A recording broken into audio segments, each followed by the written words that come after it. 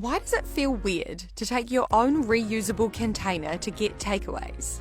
It's now normal to take your own bags to the supermarket and your keep cup to get coffee.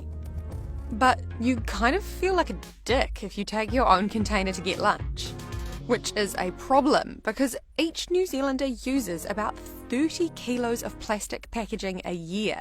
Wellingtonian Fiona McNamara started bringing her own bowl to get lunch.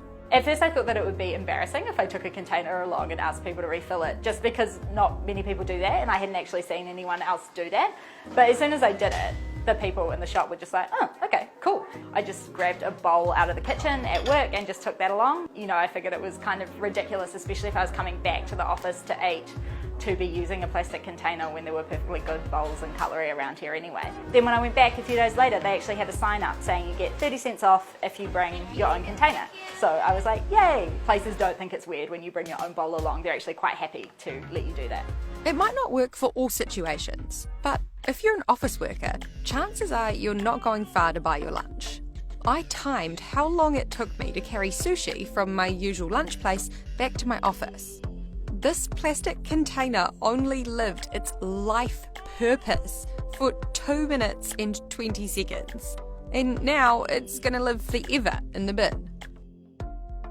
And there's thousands of these super short use containers being used every day.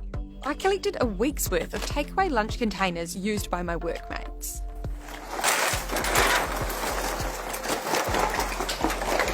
Whoa. It's kind of depressing.